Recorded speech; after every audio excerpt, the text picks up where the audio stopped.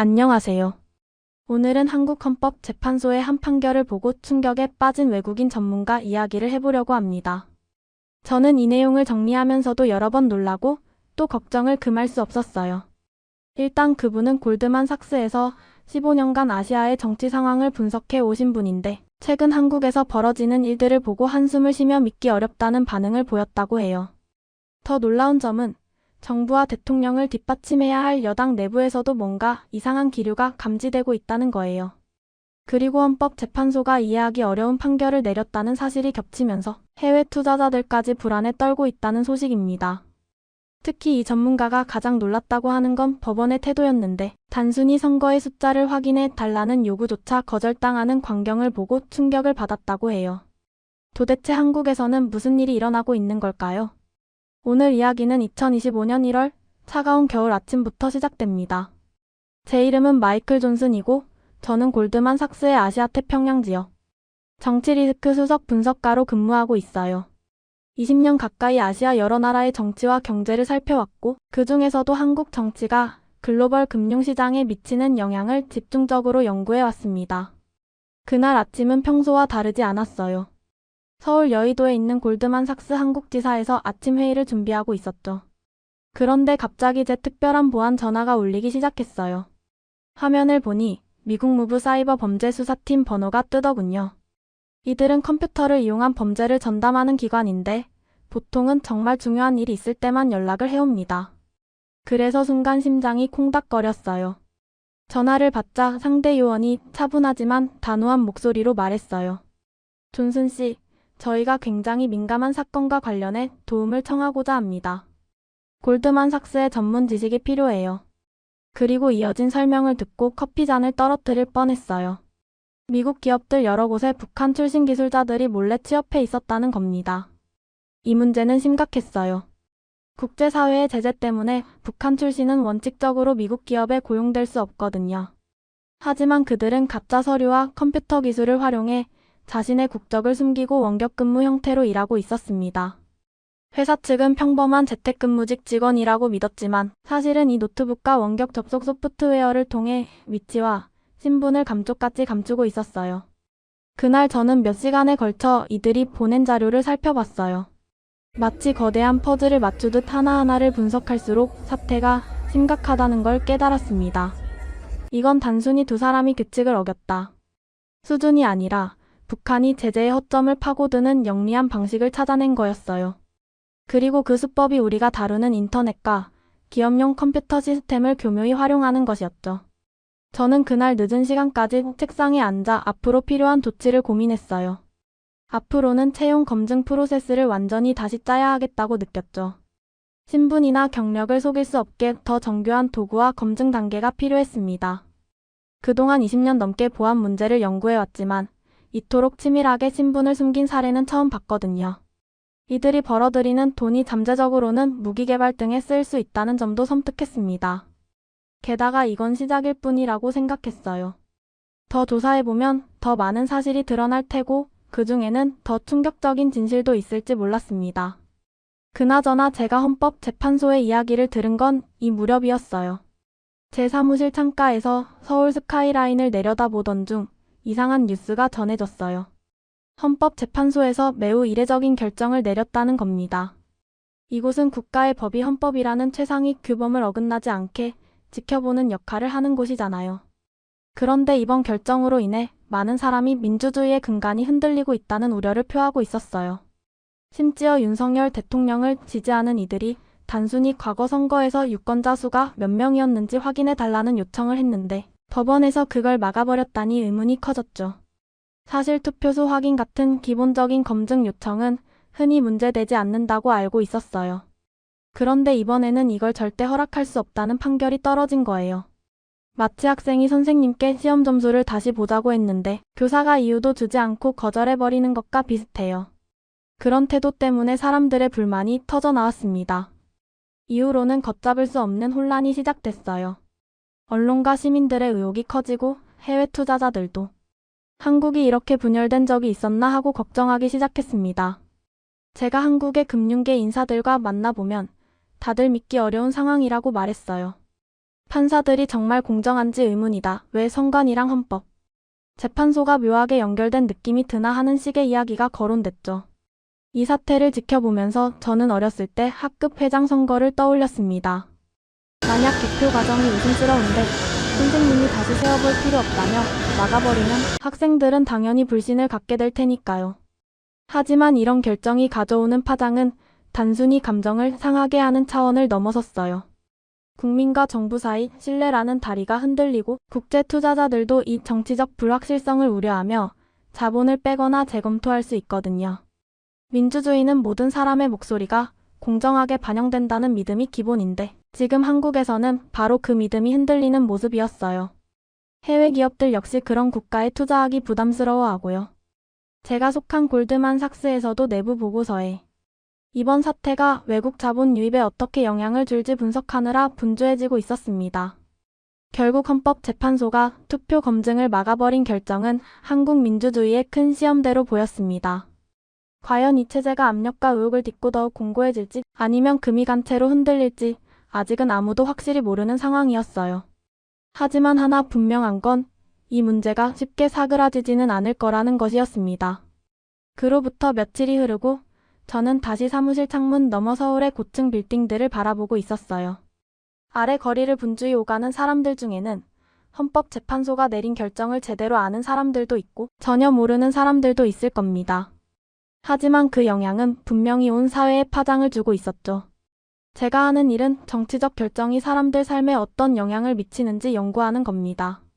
특히 대한민국의 헌법재판소가 어떻게 움직이는지, 그 결정이 나라와 경제에 어떤 파급 효과를 끼치는지 관심이 많아요. 왜냐하면 헌재는 스포츠 경기 심판처럼 국가의 중요 법률과 제도들이 헌법에 맞게 작동하는지 확인하는 최후의 보루니까요. 그런데 윤석열 대통령의 지지자들은 간단한 요청을 했을 뿐이에요. 실제로 몇 명이나 투표했는지 그 숫자를 한번 꼼꼼히 확인해 달라는 것이었죠. 일반적으로는 큰 문제가 없는 요구인데 헌재가 딱 잘라 확인 불가라는 결정을 내렸습니다. 그래서 사람들은 왜 안 되는 거지? 숨기는 게 있는 거 아닐까? 라며 불신을 키우고 있어요. 저도 15년째 한국 정치를 지켜보고 있지만 이런 식은 처음이에요. 해외에서도 저에게 메시지를 보내 이게 말이 되느냐고 물어봐요. 실제로 민주주의가 작동하는 나라라면 의혹을 조금이라도 해소하기 위해 표를 다시 세거나 검증하는 것을 막을 이유가 없으니까요. 그걸 거부하면 의심만 커지거든요. 헌법재판소의 이번 선택에 대해 한국 사회 내부는 둘로 나뉘고 있는 듯합니다. 일부는 법원이 현 상황에서 괜히 혼란을 키우고 싶지 않아 그런 결정을 내렸다라고 해석하고, 다른 일부는 이건 국가적인 문제인데 헌재가 권력을 숨기려 한다고 비판하죠. 어찌됐든 법이 공정하지 않다는 인식이 퍼지면 그것만으로도 큰 타격이 돼요. 서울 금융권 사람들과 얘기할 때마다 이 결정이 해외에서 어떻게 받아들여질지 모두가 걱정하고 있었습니다. 선거 숫자 확인 같은 기본 절차조차 투명하게 이뤄지지 않는다면 그 이상 복잡한 문제들은 어찌 될지 모른다는 거예요. 그래서 외국 기업들과 투자자들이 한국이 과연 안정적인 투자처인가? 를 다시 고민할 수밖에 없게 됐죠. 결국 제일 중요한 건 평범한 국민들의 민주주의에 대한 신뢰가 무너진다는 점이에요. 정치는 물론이고 경제적으로도 불안정해지면 그 부담은 고스란히 시민들이 지게 되거든요. 지금 창밖을 보면 많은 사람이 출근하거나 장을 보거나 친구를 만나러 가지만 그중 상당수는 이미 뭔가 크게 잘못 가고 있다는 걸 본능적으로 감지하고 있을지도 몰라요. 그들은 언제나 공정한 심판이 있어야 한다고 믿습니다. 그런데 이 심판이 공정하게 보이지 않는다면 도대체 어디에 희망을 두어야 할까요? 아마 이 결정이 단순히 투표수 확인 거부라는 의미를 넘어서는 이유가 바로 여기에 있을 겁니다. 이번 일이 단순 해프닝으로 끝날지 아니면 한국 민주주의의 중대한 분수령으로 남을지는 좀 더 지켜봐야 알겠죠. 하지만 분석가로서 제가 느끼는 건 이 문제가 이미 한국 정치 시스템 전반에 파문을 일으키고 있다는 점이에요. 지금은 작은 균열처럼 보일 수도 있지만 시간이 지날수록 커질 수도 있죠. 그 후로 저는 계속 서울에서 바쁘게 움직였어요. 금융계와 정부 관계자들을 만나고 가끔 정치인들도 만나며 정보를 수집했죠. 그러면서 3명의 판사 이름이 자주 언급되는 걸 들었어요. 문영배, 이미선, 정계선 이들은 모두 헌법재판소 판사들인데 중앙선거관리위원회와 밀접한 관련이 있다는 소문이 돌고 있었어요. 사람들은 이건 단순 의혹이 아니다. 실제로 헌재와 선관위 간에 보이지 않는 연결고리가 있는 것 같다. 라고 말하더군요. 사실이면 엄청난 일이죠. 왜냐하면 선관위는 선거가 깨끗하고 투명하게 치러지도록 관리하는 기관인데 정작 판사들이 그들과 유착되어 있다면 공정성에 심각한 타격을 주니까요. 옛 친구이자 정부기관에서 일하는 한 정보원은 이렇게 말했어요. 이건 잘 짜인 네트워크 같아. 다들 서로 아는 사이라고. 그 말을 들으면서 저는 노트에다 이것이 한국의 미래에 어떤 의미를 가질지를 적어놨습니다. 정치 리스크를 15년 보아왔지만 보통 선거가 의심받으면 최대한 투명하게 조사하는 게 일반적이거든요. 그런데 여기서는 헌법재판소가 너무 빨리 유권자 수 확인을 기각해버렸어요. 조사를 더 할수록 카르텔이라는 표현이 나오기도 했어요. 즉, 특정 그룹이 공익보다 자신들의 권익을 위해 움직인다는 거죠. 게다가 헌재가 선거 문제의 의혹을 전혀 들여다볼 마음이 없어 보인다는 점이 무엇보다 우려스러웠습니다. 사무실에서 밤늦게까지 문서와 전화통화에 매달리는 동안 한 가지가 분명해졌어요. 이 사태는 단순히 선거를 둘러싼 갈등이 아니라 민주주의의 핵심인 견제와 균형이 흔들리고 있음을 시사한다는 겁니다. 법원이 제 역할을 하지 못하면 사람들은 국가 전체가 위험하다고 느끼게 돼요. 특히 투명해야 할 선거가 이런 식으로 다뤄지고 헌법재판소가 시민들의 요구를 거부해버리면 앞으로 어떤 선거든 믿기 힘들어지는 거 아닐까요? 저도 골드만삭스에서 배웠지만 공정한 법원은 한 나라가 건실하게 운영되기 위한 필수 요소예요. 그런데 지금은 헌재가 과연 독립적 판단을 하고 있나? 하는 의심이 파다합니다. 도대체 왜 헌재는 기본적인 검증을 막았을까요? 이 물음은 금융계와 정부 관계자들을 만날 때마다 그리고 해외 분석가들과 통화할 때마다 계속해서 제기됐습니다.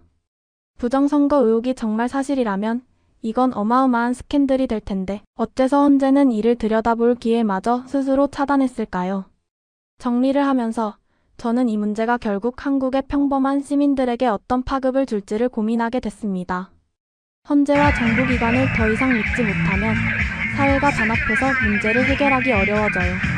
신뢰가 무너지는 순간 민주주의 시스템은 균열이 커지고 결국은 모든 사람에게 피해가 돌아갑니다.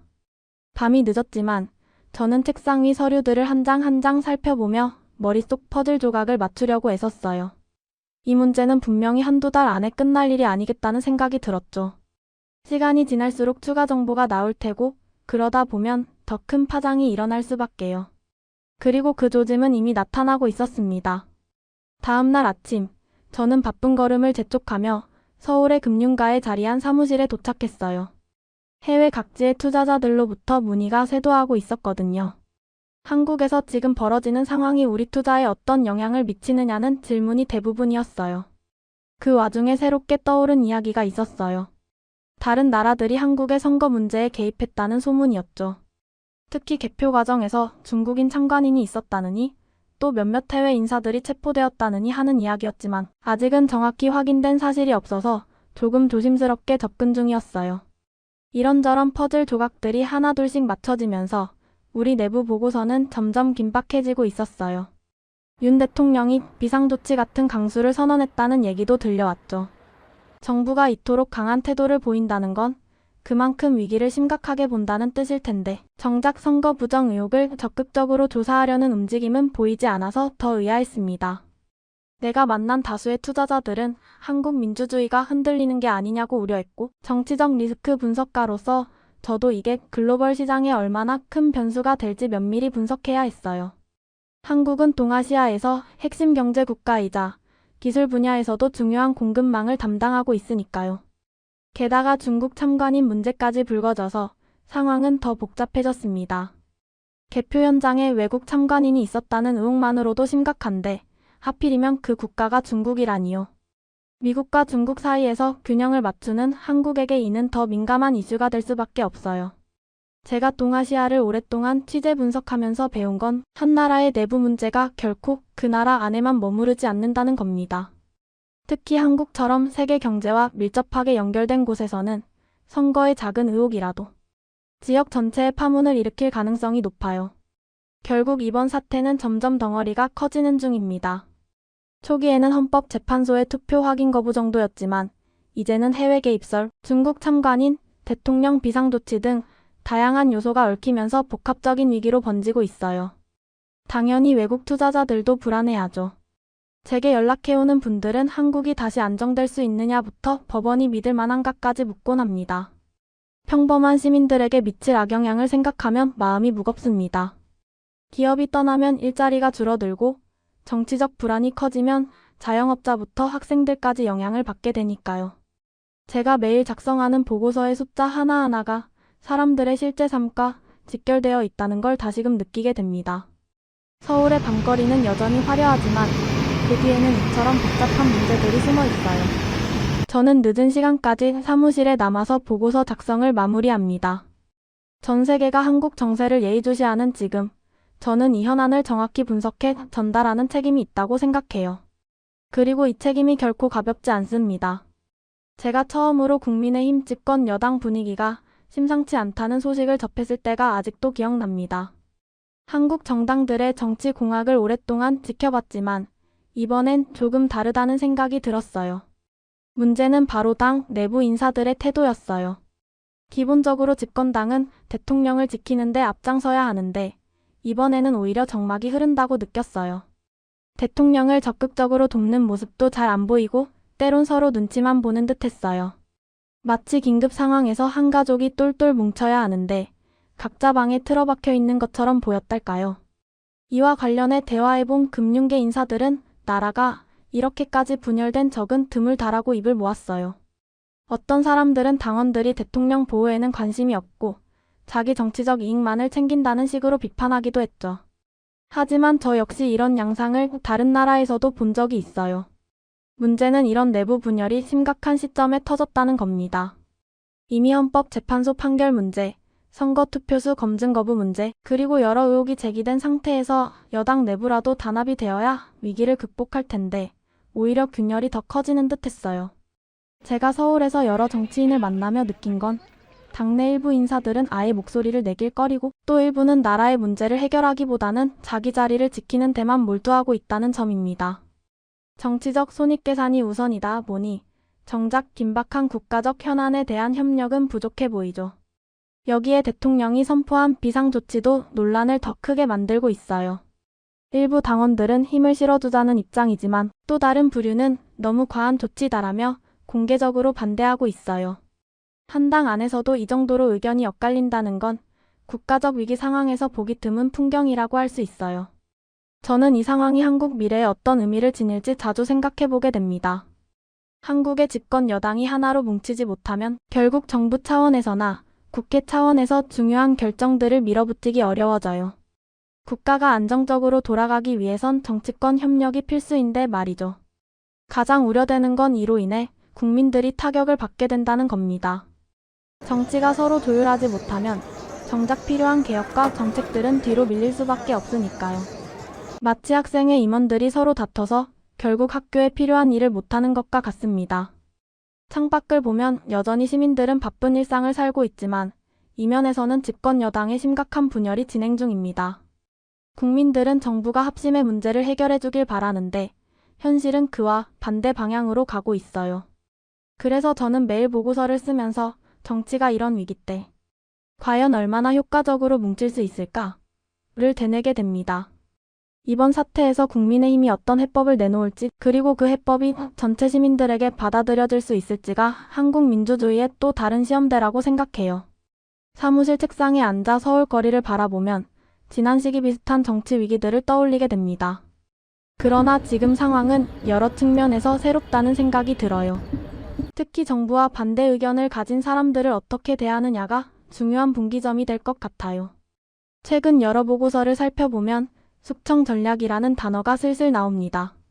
이는 권력을 가진 쪽에서 반대하는 목소리를 억누르고 언론이나 야당 지도자들의 발언을 제한하려 한다는 경고 신호로 볼 수 있어요. 언론 통제나 표현의 자유 축소 같은 움직임이 나타나면 사태가 더 악화될 수밖에 없겠죠. 이미 헌법재판소 결정 이후로 사람들은 사법부에 대해 회의적인 시선을 보내고 있어요. 판사들이 진짜 독립성을 지키고 있는지 의문스러워하는 거예요. 만약 법원마저도 정부 압력이나 특정 세력의 이익을 대변한다면 민주주의는 심각한 타격을 입게 됩니다. 정치권 내부 분열도 무시 못할 변수예요. 제가 접촉해본 의원들 중에는 예전에는 대통령을 전폭 지지하던 분이 요즘 들어서는 말을 아끼거나 심지어 비판하기도 하더군요. 이런 모습은 내분이 더 심각해지고 있음을 보여줍니다. 이 문제가 빠르게 해결되지 않으면 한국 경제에 대한 투자 심리도 위축될 수 있다고 봐요. 제가 만나는 해외 투자자들은 규칙이 갑자기 바뀔 것 같아 불안하다거나 판결이 정치적으로 왜곡될 수 있으면 위험하다는 우려를 표합니다. 더 큰 그림에서 볼 때 주변 국가들도 한국 상황을 유심히 지켜보고 있어요. 한국이 동북아 질서에서 중요한 역할을 해왔으니 내부 위기가 길어지면 일본이나 중국 그리고 미국 모두 영향을 받을 수밖에 없습니다. 이런 흐름을 종합하면 앞으로 세 가지 시나리오를 예상해 볼 수 있어요. 첫째, 정부가 언론을 더욱 통제하고 야당이나 비판 세력을 강하게 누르면서 권력을 유지하는 시나리오. 둘째, 시민들과 정치권이 함께 해결책을 찾아 점진적으로 안정을 되찾는 시나리오. 셋째, 분열과 불신이 장기화되어 정치적으로 오랜 혼란을 겪는 시나리오죠. 분석가로서 제 바람은 두 번째 경우이지만 현재 분위기를 보면 세 번째 위험성도 완전히 배제하기 어렵습니다. 결국 이 위기를 어떻게 다룰지가 한국의 민주주의뿐만 아니라 국제사회와의 관계에도 영향을 주게 될 테니까요. 창밖으로 보이는 서울의 전경은 여전히 아름답지만 그 이면에는 이런 복잡한 문제가 숨어 있어요. 밤이 깊어갈수록 저는 더 많은 전화와 이메일에 응대하며 과연 한국이 이번 위기를 어떻게 헤쳐나갈 것인가? 라는 질문을 계속 떠올리게 됩니다. 요 며칠 한국의 대학교 캠퍼스를 돌아다니며 젊은이들의 반응을 살피다가 놀라운 변화를 발견했어요. 윤 대통령이 체포영장까지 받아 구속위기에 놓였는데 역설적이게도 지지율이 오른다는 여론조사 결과였죠. 특히 젊은 층에서 그 상승세가 두드러진다고 합니다. 처음 듣고 믿기 힘들었지만 데이터를 자세히 보면 2주 전까지만 해도 10명 중 23명만이 대통령을 지지했는데 어느새 56명으로 늘어났어요. 체포 소식이 그들의 마음을 움직인 걸까요? 호기심이 생긴 저는 실제 대학생들을 만나 이야기를 들어보았어요. 한 대학생 민지는 이렇게 말했어요. 우리는 대통령을 다 좋아하는 건 아니지만 이번 체포가 너무 부당하다고 생각해요. 즉, 체포를 지시한 세력이 공정한 절차를 지키지 않았다는 느낌이 든다는 거죠. 캠퍼스를 돌아다니다 보니 소셜미디어에서 퍼지는 영상들이 주요 방송사의 보도 내용과 사뭇 다르다는 걸 깨달았어요. 대형 언론사는 대통령이 법적 절차에 따라 구속될 수도 있다고만 보도하지만 학생들이 공유하는 영상들은 헌법재판소와 선관위, 특정 판사들이 정말 중립적이었나 하는 의문을 제기해요. 홍대나 신촌 근처 카페에서 공부 중이던 학생들과 대화를 나누면 그들은 이런 이슈에 굉장히 민감하고 스스로 영상을 찾아보고 판단하려고 노력하고 있더라고요. 이전 세대에 비해 훨씬 주체적으로 정보를 소비하는 모습이 인상적이었습니다.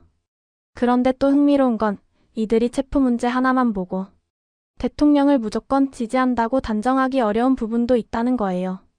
그보다 절차적 공정성을 훼손한 사람들에게 반발하는 심리가 더 크게 작용한 것 같았어요. 마치 이번 사건이 기폭제가 되어 정부와 법원이 진짜 공정하게 움직이냐를 다시 평가하게 된 셈이죠. 오랜 기간 다른 나라 정치도 취재해왔지만 국가 지도자가 체포 위기에 처했는데 지지율이 오르는 현상은 흔치 않아요. 이게 한국 정치의 독특한 면모일 수도 있다는 생각이 들었습니다. 그런 면에서 젊은 층이 본 사건을 어떻게 인식하느냐는 한국의 미래에 큰 변수가 될 것 같아요. 저녁 무렵 사무실로 돌아와 기사를 정리하면서 이번 여론 변화가 어디로 이어질지 고민하게 됩니다. 단순히 일시적 동정표일 수도 있고 기존 권위기관에 대한 불신 표출일 수도 있어요. 어느 쪽이든 한국 정치 지형에 적잖은 파장을 가져올 것으로 보입니다. 이번 주는 주로 국회 건물에서 시간을 많이 보냈어요. 평소라면 복도가 의원들과 보좌관들로 북적거리는데 요 며칠은 한산한 느낌이 들었습니다. 이유인즉슨 시위 이후 여당 소속 의원들 중 상당수가 출근조차 안 하고 있다고 하더군요. 그래서 제가 기자석으로 가는 길에 문이 굳게 닫힌 사무실들이 많이 보였어요. 남아있는 의원들도 발걸음을 서둘러 옮기며 기자들이 말 걸 틈을 주지 않으려고 하는 분위기였죠. 여당 의원이라면 체포된 지지자들 문제에 대해서도 뭔가 언급해야 할 텐데 대부분 조용히 있었습니다. 그나마 놀라웠던 건 최근 여당 지지율이 떨어지기는커녕 오히려 오르고 있다는 사실이에요. 그러나 정작 당 지도부는 이 지지율 변화에 그다지 관심을 보이지 않고 있었어요. 되려 국회 내부 운영 방식을 바꾸자는 이야기를 우선순위에 두더군요. 예컨대 투표 규칙이나 상임위원회 구성을 손보겠다는 식입니다. 시위 과정에서 구속된 사람들에 대해선 언급이 거의 없으니 이를 지켜보는 지지자들은 우리를 버린 거냐라며 분노하는 모양새예요. 실제로 제가 법원 근처 카페에서 구속된 시위자 가족들과 대화해봤는데 하나같이 당 지도부가 우리 문제를 외면하고 있다라고 호소했습니다. 그중 한 가족은 원래는 당을 열렬히 지지했지만 이번 사태로 마음이 상했다고 하더군요. 왜 우리 목소리는 듣지 않느냐, 오히려 국회 절차 얘기만 하고 앉아있느냐라는 이야기였어요. 이는 제가 다른 나라에서 목격했던 유권자와 정당 간 괴리의 전형적 사례를 떠올리게 했습니다. 실제로 국회 운영위원회 회의에 들어가 보니 의원들이 주로 토론하는 건 헌법, 재판소나 정부의 선거 관련 문제가 아닌 국회 안에서 상임위를 어떻게 재편할 것인가 같은 내용이었어요. 물론 제도개혁도 중요하겠지만 당장 지지자들이 체포되어 고통받고 있는데 그걸 외면하는 듯 보여서 여러모로 의아했습니다. 몇몇 초선 의원들은 저에게 소곤거리듯 말하기도 했어요. 우리도 이 상태가 옳지 않다는 걸 알지만 지도부 설득이 어려워요. 하고요. 결국 윗선이 움직이지 않으면 본인들도 할 수 있는 게 없다는 분위기였습니다. 그래서 법원 앞 주민센터에는 구속자 가족들이 더 많이 몰리고 그 불만의 소리는 점점 커지고 있다는 게 현실이에요.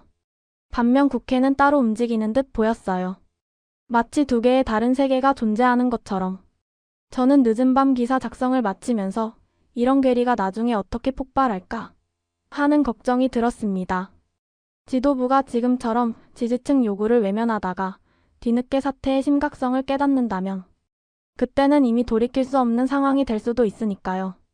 며칠 뒤 국제헤럴드 서울지국 사무실에서 자료를 정리하던 중 전 세계가 이 사건에 집중하고 있음을 더욱 실감했어요. 제가 받는 전화나 이메일 중 상당수가 한국에서 무슨 일이 벌어지고 있느냐를 묻는 내용이었거든요. 싱가포르 외교관인 마리아 첸과도 통화했는데 그녀는 아시아 전체가 주목하고 있어요. 이렇게 큰 규모의 민주주의 국가에서 대통령이 체포될 수도 있다는 건 너무 중대한 사건이니까요. 라고 했어요. 다른 나라들도 이게 혹시 한국 민주주의가 후퇴하는 신호는 아닐까 우려한다고 하더라고요. 심지어 대만, 일본, 호주 등등 여러 정부와 언론도 주목하고 있고 유럽 쪽에서도 한국의 민주주의가 변곡점을 맞았다는 분석 기사들이 나오고 있습니다. 한때 한국은 아시아 민주주의의 모범 사례로 꼽혔기 때문에 갑작스러운 위기가 더 충격적으로 다가오는 거죠. 저는 평소 각종 연구기관에서 나오는 보고서를 꼼꼼히 챙겨보는데 하버드 케네디 스쿨이나 워싱턴 DC의 브루킹스 연구소 등에서 이 사안을 집중 분석하고 있어요. 한미동맹에도 어떤 영향을 줄지, 또 중국과의 관계 변화가 예상되는지 등을 면밀히 살피고 있더군요. 투자자들은 한국의 법적 안정성이 흔들리는 건 아닌지를 특히 걱정합니다. 어떤 분들은 오히려 대통령까지도 체포가 가능한 나라라면 그만큼 법치가 강한 것 아니냐고 반문하기도 하지만 대부분은 지금은 상황이 너무 불안정해 보인다는 입장이 더 우세해요. 외신 기자들 모임에 나가보면 다들 이렇게 혼란스러운 정치 상황에서 서울 시내가 너무나 평온하게 돌아가는 게 신기하다고 말해요. 다른 국가라면 대규모 파업이나 폭동이 일어날 수도 있는데 한국은 일상생활이 크게 흔들리지 않는다는 점이 독특하다는 거죠. 그렇다 해도 문제의 본질이 사라진 건 아니에요. 민주주의 근간인 선거 신뢰와 법원의 역할이 동시에 도전을 받고 있으니 이게 언젠가는 큰 파도로 되돌아올 수밖에 없습니다. 저는 매일 기사를 쓰며 해외 독자들이 이 상황을 이해할 수 있도록 애쓰고 있어요. 한국 민주주의가 서양식과는 또 다른 맥락을 지녔고 과거 군사정권을 겪은 뒤 엄청난 경제 발전을 이뤄낸 역사적 배경이 있다는 점도 설명하죠. 그러나 지금 벌어지는 이 사건은 그간 쌓아온 시스템조차 흔들 수 있다는 걸 보여주는 예가 될 수 있다고 생각합니다. 많은 나라가 한국의 안정에 관심을 갖는 건 한국이 글로벌 공급망에서 차지하는 비중이 상당하기 때문이에요. 특히 반도체나 자동차 분야 등에서 한국이 흔들리면 전 세계 산업에도 영향이 미치니까요. 결국 창밖으로 보이는 서울의 멋진 스카이라인 뒤에서는 이렇듯 거대한 국제적 관심과 우려가 숨쉬고 있어요. 해가 지고 밤이 찾아와도 사무실 불은 꺼지지 않아요. 저를 포함한 많은 이들이 이 사건의 다음 전개를 기다리며 정보와 데이터를 업데이트 중이니까요. 저는 기자로서 한국 집권 여당의 움직임이 어떠한지 궁금했는데 더 놀라운 건 체포영장 발부 후 시위가 폭발적으로 일어났다는 사실이었어요. 그런데 막상 시위 현장을 보니 경찰이 이미 준비를 마친 듯 보였죠. 서울 서부지방법원 앞에서 아침부터 사람들이 모여들었는데 그들의 표정은 분노와 불안을 동시에 담고 있었어요. 누군가는 태극기를 들고 누군가는 손팻말을 들고 있었죠. 그런데 일반적인 시위 장면과 달리 여기저기서 뭔가 조직적인 움직임이 느껴졌어요. 8시쯤 되니 군중이 몰려들고 경찰과의 충돌이 점차 거세졌어요. 저는 보도용 카메라를 들고 계단 위에 서 있었는데 누군가 갑자기 창문에 돌을 던지는 소리가 들렸고 경찰이 일제히 진압에 나섰어요. 근데 흥미로웠던 건 경찰이 특정인들을 마치 알고 있다는 듯 정확히 체포하더라고요. 곧바로 저는 경찰청 기자회견장으로 달려갔어요. 사람들이 한꺼번에 체포되는 현장을 처음부터 취재했으니 어떤 공식 입장이 나올지 궁금했거든요. 이대행 경찰청장은 총 8여 명을 체포했다고 발표했어요. 구체적인 혐의는 공무집행방해, 경찰 폭행, 정부 건물 침입 등이었습니다. 제가 현장에서 느끼기에 이건 우발적인 체포라기보다 이미 리스트를 가지고 있었던 것 같았어요. 실제로 경찰이 사람 얼굴을 사진이나 문서와 대조하는 장면도 봤죠. 이런 일사불란한 움직임은 누가 주동자인지 이미 파악하고 있었다는 뜻이겠죠. 그는 기자회견에서 시위 지도자 몇 명의 주거지를 수색했다고도 밝혔어요. 거기서 컴퓨터, 휴대폰, 각종 문서들을 압수했다는 겁니다. 보통 시위가 일어난 당일 바로 집을 수색하기란 쉽지 않은데 이번엔 정말 정광석화처럼 진행됐어요. 제가 질문을 던졌어요. 이번 시위가 정치 세력과 연결되어 있다고 보십니까? 이대행 경찰청장은 말이 매우 신중했어요. 수사는 진행 중이니 증거를 따라가겠습니다. 라고 짧게 답했는데 그 말은 아직은 부인도 인정도 하지 않는다는 의미처럼 들렸습니다. 법원 근처로 돌아가 보니 이미 시위 흔적은 다 치워져 있었어요. 바닥에는 시위 관련 전단 몇 장만 흩어져 있었고 경찰은 계속해서 주변을 경계하고 있었죠. 다가오는 사람들마다 신분증을 확인하기도 했어요. 제가 10년간 한국에서 취재하며 느낀 점은 이런 식으로 빠르고 강력한 대응은 드물다는 거예요. 경찰과 수사기관이 사전에 준비를 꽤 해둔 것처럼 보였죠. 이건 단순 체포영장 발부가 아니라 뭔가 더 큰 그림이 있다는 암시 같았습니다. 저녁에 사무실로 돌아와 기사 초안을 쓰면서 전 세계 독자들이 궁금해할 만한 포인트를 생각해봤어요. 대통령 체포라는 자극적인 이슈 외에도 정부가 이미 시위자들을 표적 삼아 준비했다는 정황, 그리고 그 배경에 정치적 계산이 있는지 등이 궁금증을 자아낼 테니까요. 다음 날 외신 건물에 있는 제 책상 위에는 여러 뉴스 채널이 동시에 켜져 있었어요. 시위 소식을 전하는데 한국 주요 방송사들은 하나같이 보수, 유튜버들이 폭력 사태를 일으켰다라는 식으로 보도하고 있었죠. 물론 그 유튜버들이 거친 언행을 보인 건 맞아요.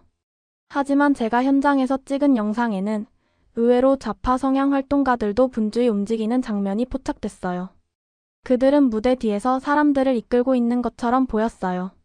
흔한 시위라면 각각 뚜렷한 구호나 깃발을 들기 마련인데 이들은 옷차림마저 일반인과 구분이 안 돼서 더욱 수상했죠. 또 제 동료인 김민호 기자가 JTBC 기자가 시위대와 함께 움직였던 영상을 발견했다고 제보해 주었어요. 그런데 그 장면을 주요 방송사에서는 전혀 언급하지 않더군요. 오히려 보수 유튜버들이 문제를 일으켰다는 이야기만 부각됐어요. 저도 궁금해서 인터넷을 뒤져봤는데 시위 초반부터 폭력이 발발한 지점과 시점이 보수 유튜버들이 현장에 도착하기 전이라는 증언이 있었습니다. 시간이 맞지 않는 부분들이 있다는 거죠. 그날 저녁 작은 커피숍에서 국내외 기자들이 모였어요. 다들 하나같이 공식 뉴스가 너무 일방적이다라는 말을 했어요. 실제로 저나 다른 외신 기자들이 찍은 자료엔 여러 정치 성향 그룹이 동시에 움직이는 모습이 담겨 있으니까요. 게다가 언제 폭력이 시작됐는지에 대해서도 각자 다른 영상 증거들이 나오고 있었어요. 저는 신중하기로 유명한 편집장에게 연락해 이번 시위가 보수 유튜버만의 문제인지 더 검증이 필요하다는 의견을 전했습니다. 편집장도 증거가 있다면 객관적인 보도를 해야 한다는 쪽이었어요. 다만 너무 예민한 사안이라 만약 오보가 나오면 책임이 막중해질 수도 있기 때문에 추가 확인이 필요했어요. 밤늦게 사무실에서 원본 영상을 돌려보면서 저는 확신했어요. 이건 단순히 한쪽 세력 때문에 폭력이 일어난 게 아니라 여러 그룹이 사전에 준비를 한 뒤 시위를 각자의 목적대로 이용한 것 같다는 느낌이 강했어요. 그러나 한국 주요 언론들은 일제히 보수 진영의 선동 프레임에 집중하고 있었고 다른 한쪽의 개입 가능성은 거의 다루지 않는 상황이었습니다. 마치 어떤 각본이 짜여진 듯 뉴스가 통일된 논조를 내놓고 있어서 의아했어요. 기자로서 저에게 중요한 건 무엇이 진짜 일어났느냐예요. 그래서 저는 최대한 중립적으로 자료를 정리해 기사로 썼습니다. 주요 방송이 말하는 부분도 포함하고 직접 찍은 영상과 해외 기자들의 제보 내용도 함께 실었죠. 그래야 독자들이 여러 시각을 종합해서 스스로 판단할 수 있으니까요. 숫자는 늘 흥미로운 이야기를 들려줍니다. 기자 생활을 오래 하다 보니 여론조사나 통계 수치를 잘 살펴보면 대중의 변화를 실감하게 되는데 이번에는 정말 예상치 못한 전개가 나왔어요. 다시 한번 말씀드리지만 대통령 체포영장이라는 건 정치적으로 엄청난 악재예요. 그런데도 윤 대통령 지지율이 50%를 넘었다는 새로운 데이터가 나왔죠.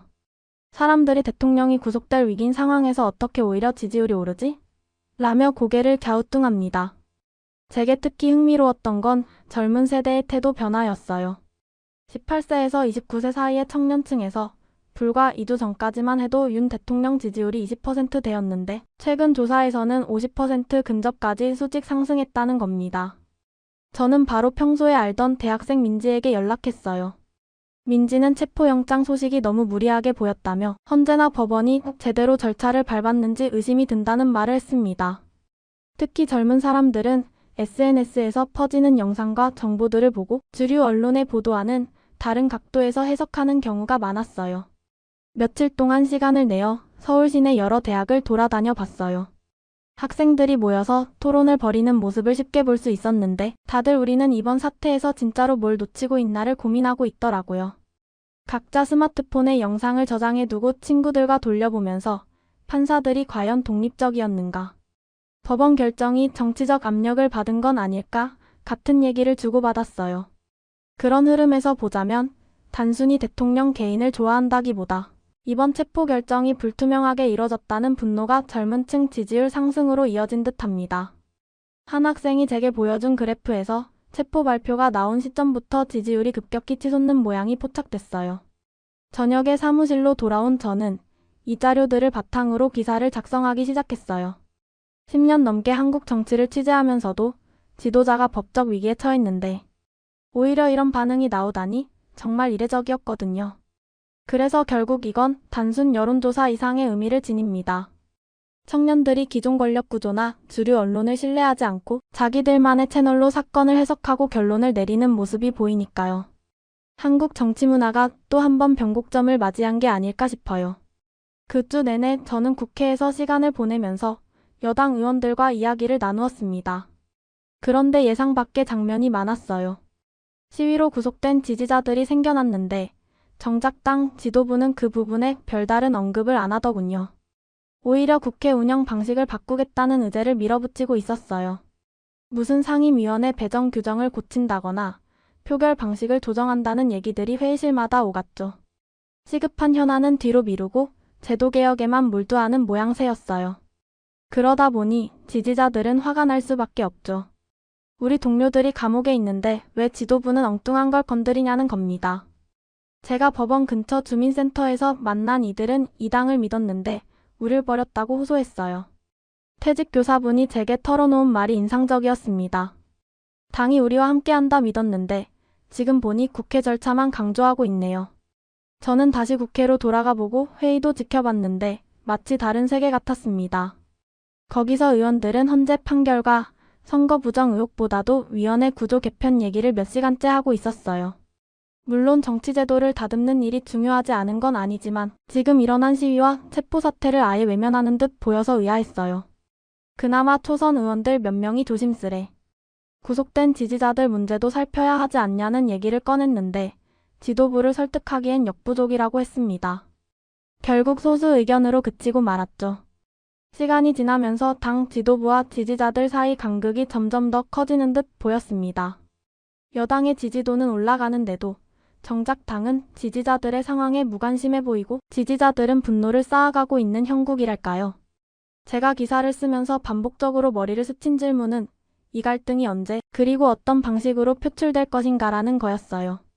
국민과 집권 당이 대립한다면 결국 정치 시스템 자체가 흔들릴 수밖에 없으니까요. 어느 저녁 국회 식당에서 초선 의원 두세 분이랑 어색하게 식사를 하며 이런저런 얘기를 나눴는데 그들도 고민이 많다고 하더군요.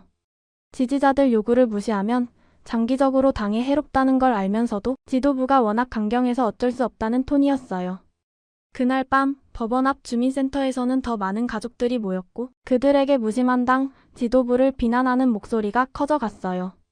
저는 그런 모습을 기사에 담으며 이게 결국 한국 정치의 큰 분열로 이어질지도 모른다는 걱정을 갖게 됐습니다. 국제헤럴드 서울지국 창밖으로 아침 해가 밝아오고 있을 때 저는 이번 사태가 한국만의 문제가 아니라는 걸 다시금 실감했어요. 각국 외교관들이 제게 연락해오면서 이 사건이 한국 민주주의 전반에 얼마나 치명적인가를 물어보거든요. 싱가포르나 대만, 일본 같은 이웃 나라들도 예의주시하고 있고 영국이나 독일 같은 유럽 국가들조차 한국이 인권과 민주주의를 지켜온 모범국이라 믿었는데 갑자기 대통령 체포 사태라니 놀랍다는 반응을 보이고 있어요. 사실 한국은 아시아 경제의 핵심축이라 어떤 정치적 혼란이라도 주변국가 전 세계 시장에 영향을 끼칠 수 있어요. 특히 기술 산업 분야에서 한국 기업이 차지하는 비중이 워낙 크니까요. 이 위기가 길어진다면 공급망이 흔들릴까 걱정하는 목소리도 꽤 나옵니다. 그런데 이번 혼란이 그냥 일시적 소동으로 끝날지는 아직 모르는 일이에요. 시위가 단발적으로 끝날 수도 있지만 계속 반복되면 해외 기업들이 한국 투자나 파트너십 체결을 꺼릴 수 있거든요. 젊은 세대는 소셜미디어를 통해 다양한 정보를 빠르게 공유하면서 더 창의적인 방식으로 정치에 참여하고 있습니다. 반면 기성 언론과 정치권은 여전히 갈등에 집중하면서 해법을 찾지 못한다는 인상을 줍니다.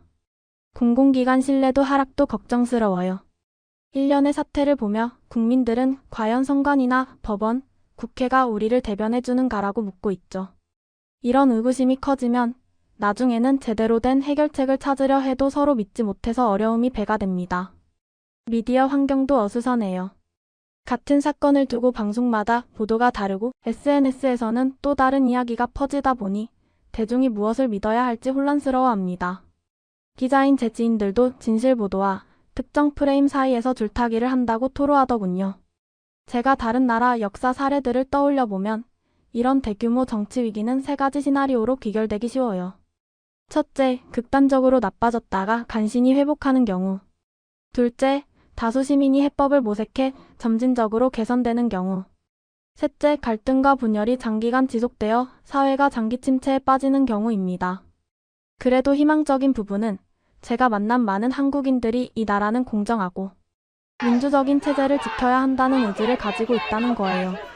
학생이든 자영업자든 회사원이든 이른바 정치적 무관심증 같아 보이는 사람조차 막상 대화해보면 한국의 미래를 진심으로 걱정하고 있더라고요.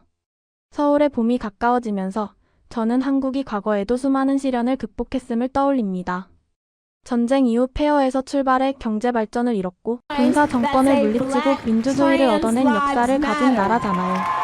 이번에도 길은 험난해 보여도 분명 어딘가 해답이 있을 거라 믿고 싶습니다. 그날 아침 공기는 너무 차가워서 마치 얼굴에 얼음이 스치는 기분이었어요. 저는 서울 서부지방법원 쪽으로 발걸음을 옮기고 있었죠. 시계를 보니 6시 30분인데 겨울이라 하늘이 어둑어둑하더군요. 모자를 눌러쓰고 카메라와 노트를 챙겼습니다. 오늘 뭔가 큰 사건이 터질 예감이 들었거든요. 제 이름은 제이슨 클라크 우드워드, 인터내셔널 헤럴드 라이브스탁 소속 기자입니다. 법원 건물 앞은 이미 사람들로 북적였어요. 누군가는 커다란 손팻말을 들고 또 누군가는 떨리는 손으로 태극기를 흔들고 있었습니다. 이들이 이렇게 모인 이유는 바로 윤 대통령 체포영장 심사가 있기 때문이었어요. 체포영장이 발부되면 경찰이 그 사람을 합법적으로 구속할 수 있는 권한을 얻는 거잖아요. 그런데 대통령에게 그런 영장이 청구됐다고 하니 당연히 지지자들이 분노할 수밖에요. 법원 계단 근처에 카메라를 설치하며 저는 사람들이 쏟아내는 목소리를 기록하기 시작했어요. 한국에서는 시위가 비교적 평화롭다고들 하는데 오늘은 분위기가 심상치 않았어요. 몇몇 무리가 줄도 안 서고 이리저리 밀치며 전진하려 했고 경찰도 바짝 긴장한 채 방어 태세를 갖추고 있더라고요. 제가 카메라 렌즈로 군중을 살펴보니 보통 사람들과 달리 얇은 재킷을 입고 단체로 움직이는 이들이 눈에 띄었어요. 마치 계획된 작전처럼 보였어요. 8시가 되자 군중이 확 몰려 법원 입구 쪽으로 파도치듯 움직였어요. 경찰은 뒤로 물러나세요. 라고 외쳤지만 다들 워낙 격앙된 상태라 쉽지 않았어요. 제가 조금 더 높은 계단으로 올라가 바라보는데 누군가 창문에 돌을 던졌는지 쨍그랑 소리가 터졌고 경찰이 곧바로 장비를 들고 달려들었어요. 외국인 기자인 저는 현장을 생생히 전달해야 하지만 동시에 안전에도 신경 써야 해요. 그래서 뒤쪽에서 상황을 주의 깊게 살폈어요. 순간 군중 맨 앞에 있던 몇몇 사람이 앞서 본 얇은 재킷 무리와 교신하는 듯 보였어요. 뭐랄까 서로 신호를 주고받고 움직이는 느낌이었죠. 곧 경찰차 사이렌이 울렸고 추가 병력이 몰려왔어요. 저는 이 장면을 빠짐없이 카메라에 담으면서 지금 벌어지는 일이 한국 정치에 어떤 파장을 줄까를 동시에 생각했습니다. 유리가 깨지고 고성이 오가는 분 케이아틱한 시위 와중에도 제 기자로서 본능은 어떻게 이 모든 걸 가장 진실에 가깝게 전할까 하는 고민이었어요. 한국 민주주의가 시험받고 있는 순간인 듯 했거든요. 그리고 약 몇 시간 뒤 저는 서울경찰청 기자회견장에 있었습니다. 방 안은 기자들로 꽉 들어찼고 모두가 서부지 방법원 앞 시위에 대해 어떤 발표가 나올지 숨죽이며 지켜보았어요. 이대행 경찰청장이 굳은 표정으로 등장해 엄숙하게 발표를 시작했습니다. 이번 시위와 관련해 총 8명을 체포했습니다. 그가 이렇게 말하자 카메라 플래시가 연달아 터졌어요. 체포된 이들에게 적용된 혐의들은 공무집행방해, 경찰관 폭행, 그리고 정부 건물 무단 침입 등이었습니다. 저는 아침에 직접 목격한 장면이 떠올랐어요. 경찰이 한두 명씩 집 랜덤하게 연행한 게 아니라 분명 특정 인물들을 지목해 가는 느낌이었죠. 그렇다면 이미 시위 전부터 정보를 확보하고 있었다는 뜻이 될 텐데 이대행 경찰청장의 말도 이를 뒷받침하는 듯 했어요. 수사가 빠르게 진행되었다고도 했습니다. 심지어 시위 주최자 몇 명의 집까지 이미 수색했다고 했어요. 컴퓨터, 휴대폰, 문서 등을 확보했다나 봐요. 보통 이런 광범위한 조치를 준비하려면 시간이 걸리는데 오늘은 시위 직후 바로 실행된 거니까요. 기자회견이 끝나갈 무렵 제가 손을 들어 질문했어요. 이번 시위가 정치단체나 특정 세력과 연관이 있다고 보십니까? 이대행 경찰청장은 잠시 저를 응시하더니 수사는 진행 중이며 발견되는 증거에 따라 추가로 밝히겠다고 대답했어요. 그 말은 아직 공식적으로는 밝힐 수 없지만 뭔가 더 있다는 뉘앙스로도 들렸어요. 사실 제가 봤을 때 이만큼 조직적으로 준비된 시위라면 분명 배후 세력이 있을 거라는 추측이 가능합니다. 회견이 끝나고 저는 다시 법원 근처를 찾아갔어요. 아침에 소란이 무색하게 거리는 이미 말끔히 정리되어 있었어요. 한국 행정은 참 빠르다고 느꼈습니다. 경찰차와 방호병만 남아있고 시민들은 무심한 듯 다시 일상으로 돌아가는 모습이었죠.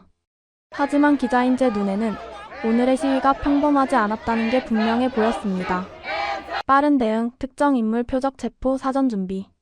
정황이 모든 것들이 하나로 맞물려서 더 큰 그림이 있음을 암시해요. 그날 밤 편집장 메시지가 계속 울리더군요. 이게 한국 민주주의에 어떤 의미가 될지 내일까지 특종 기사를 써달라. 저도 잘 알고 있었어요. 오늘 본 광경은 그저 시위 하나로 끝나는 게 아니라 앞으로 더 큰 정치적 후폭풍을 몰고 올 테니까요. 늦은 밤 사무실에서 뉴스를 모니터링하던 저는 보수 유튜버가 폭력을 일으켰다는 식의 보도가 대다수라는 걸 다시 확인했어요. 물론 이들도 현장을 라이브 중계하며 선동적인 발언을 했던 건 사실이지만 제가 직접 찍은 영상엔 또 다른 그룹의 움직임이 선명히 잡혀 있었거든요. 게다가 몇몇 좌파 성향 시위자들이 시위대 중앙에서 일종의 리더 역할을 했다는 증언도 들려왔어요. 하지만 주류 뉴스에서는 이 부분을 거의 다루지 않았어요. 마치 보도 프레임이 이미 정해져 있는 것 같았죠. 커피를 마시며 자료를 분석하던 중 김민호 기자가 메시지를 보내왔어요. 형, JTBC 기자 봤어요? 폭력 가장 심했던 구역에 함께 있던 것 같던데 취재인지 선동인지 모르겠어요. 저도 비슷한 의혹을 느꼈어요. 그 기자가 현장 한복판에 있었는데 카메라 대신 뭔가를 지휘하는 듯 보였다는 제보 영상이 있었거든요. 물론 모든 언론인이 그런 건 아니지만 이번엔 기자조차 시위 기획에 개입했다는 말이 나오니 혼란스러웠어요. 방송사들은 계속해서 보수 측이 문제라고 강조하는데 정작 다양한 증거 영상이 방치된 채 제대로 검증되지 않고 있었죠. 저는 다른 외신 기자들하고도 연락을 주고받았는데 그들 역시 주요 방송이 보여주는 부분과 우리가 직접 찍은 장면이 너무 다르다고 말했어요. 누가 먼저 폭력을 시작했고 어떤 단체들이 개입했는지 짚어볼 필요가 있지만 거대 언론들은 그런 걸 파헤치려 하지 않는 듯 했어요. 그래서 저는 기사를 작성하기로 했어요. 단, 확실한 근거와 영상 캡처를 토대로 시위에는 여러 성향 그룹이 혼재했으며 폭력이 시작된 시점도 방송에서 말하는 것과 다를 수 있다는 점을 지적했습니다. 기자로서 한쪽 관점만 전하는 건 옳지 않다고 생각했거든요. 밤새워 기사를 쓰고 아침 무렵 드디어 편집장에게 전송했습니다. 이 기사가 나가면 논란이 일 수도 있겠죠. 하지만 진실을 쫓는 게 제일이니까요.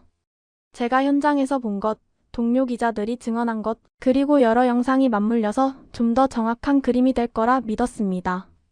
여론조사를 다시 보면 숫자가 참 아이러니합니다. 대통령 체포영장 발부 같은 초유의 사태가 일어났는데도 여론조사에서 윤 대통령 지지율이 상승 곡선을 그리고 있다는 거예요. 그 배경에는 체포 과정의 공정성을 의심하는 사람들이 꽤 많다는 분석이 나오더라고요. 평소라면 이런 위기에 지지율이 크게 떨어져야 하는데 오히려 반대 상황이라 전 세계 정치 분석가들이 관심을 보이고 있습니다. 한국 특유의 정치 문화냐, 아니면 세계적으로도 유례없는 현상이냐 같은 토론이 벌어지고 있어요. 제게 특히 흥미로웠던 건 젊은 층의 지지율 변화예요. 아까 언급했듯이 그들이 단순히 대통령을 열렬히 지지한다기보다 절차적 정의를 무시하는 세력에게 반발하는 심리가 커 보인다는 겁니다. 즉, 부당하게 느껴지는 공격을 받으면 원래는 좋아하지 않던 대상이라도 동정하거나 지지를 보낼 수 있다는 거죠. 서울 시내를 걸어보면 사람들은 여전히 출근하고 가게를 열고 학생들은 학교에 갑니다. 하지만 스마트폰으로는 이번 사태 관련 소식을 계속 확인하면서 친구들과 열띤 토론을 벌여요. 그 결과가 여론조사 수치에 반영되고 해외에서도 한국 민주주의가 정말 흥미로운 변화를 겪고 있다는 평가를 내놓게 됩니다. 사무실 창가에 서서 오늘도 기사 마무리를 하면서 마음 한편이 묘합니다. 하나의 정치 위기가 이제는 어떤 사회운동처럼 번져나가고 사람들의 인식을 바꿔놓고 있어요. 앞으로 이 변화를 어떤 정치 세력이 어떻게 흡수하느냐에 따라 한국의 미래가 크게 달라질 거라 생각합니다. 한 주가 더 지나고 저는 다시 국회에서 몇 시간을 보냈어요. 시위 현장에서 구속된 지지자들 문제가 여전히 해결되지 않은 상태인데 국민의힘 지도부는 새로 내놓은 개혁 의제들만 홍보하고 있었어요. 그 와중에 법원 근처 주민센터에는 구속자 가족들이 계속 몰려오고 있었고 그들의 불만도 날로 커지고 있었습니다. 저는 그곳과 국회를 오가며 두 공간의 온도차가 확연하다는 걸 실감했어요. 가족들을 만나보면 우리 아이가 혹은 남편이 체포됐다. 당에서 조금이라도 도와줄 줄 알았는데 연락 한 통 없다. 라는 이야기가 이어졌어요. 반면 국회에서는 이번 개혁으로 국회 표결 절차가 더 공정해질 거다. 같은 얘기만 계속하는 분위기였죠. 이 괴리는 어느 시점에서든 폭발할 수 있어요. 지지자들은 자신들이 당을 지켜왔는데 위기에 처하자 당이 배신했다고 느끼고 있으니까요. 한 퇴직 교사인 지지자분은 내가 30년간 표를 준 건 무엇이었나라며 허탈해했어요. 사실 다른 나라에서도 정당이 지지층과 엇갈린 의제를 추진하다가 크게 실패한 사례는 종종 봐왔어요. 그래서 저는 이 이야기가 앞으로 한국 정치판에서 어떻게 기록될지 자목 궁금합니다. 당 지도부가 뒤늦게라도 태도를 바꿀지 아니면 끝까지 밀고 나가다 여론의 역풍을 맞을지 말이죠. 특히나 여당 내 초선 의원들은 이 문제를 심각하게 보고 있었어요. 몇 명은 실제로 구속자 가족들을 만나며 사과도 했고 중재 방안을 고민하기도 했대요. 하지만 지도부까지 설득할 만큼 힘이 센 건 아니라서 여전히 진행은 더딘 모양이에요. 국회 복도에 앉아 노트북을 켜고 기사를 쓰는데 이런 장면이 연상되더군요. 한쪽 세계는 우리는 국회를 혁신하고 있다고 말하지만 다른 한쪽 세계는 우리 가족을 구해달라고 울부짖는 모습. 그 둘이 전혀 연결되지 않고 있다는 게 현실입니다. 저녁에 사무실로 돌아와 원고를 마무리하면서 이 상태가 오래가면 집권. 당은 국민에게 더 큰 비판을 받지 않을까 하는 생각이 들었어요. 분명 지지율은 수치상 올라간다지만 결국 민심의 폭발이라는 건 예측이 힘든 법이니까요. 이제 이야기의 끝자락에 왔습니다. 길고 복잡한 사건이었죠. 제가 국제헤럴드 서울지국 창밖 야경을 바라보며 느끼는 건 이 모든 혼란이 단순히 한국 내부 문제로만 그치지 않는다는 사실이에요. 이미 다른 나라 외교관들과 투자자들은 한국 정세를 촉각을 곤두세우고 지켜보며 대응 전략을 마련하고 있습니다.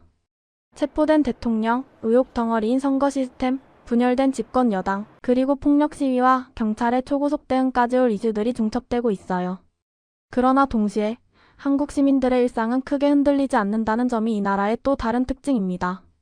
전철은 제 시간에 달리고 은행과 기업은 평소처럼 문을 열어요. 시위와 체포 소식을 알면서도 사람들은 어쩌면 역사의 한 장면을 묵묵히 지켜보는지도 모르겠습니다. 과연 이 사태가 한국 민주주의의 근간을 더욱 튼튼히 만드는 계기가 될지 아니면 깊은 상처를 남기게 될지는 아직 아무도 확신할 수 없어요. 분명한 건 이러한 위기가 한국만의 이야기가 아니라는 거예요. 옆 나라들도 그리고 전 세계도 한국의 미래를 주목하고 있습니다.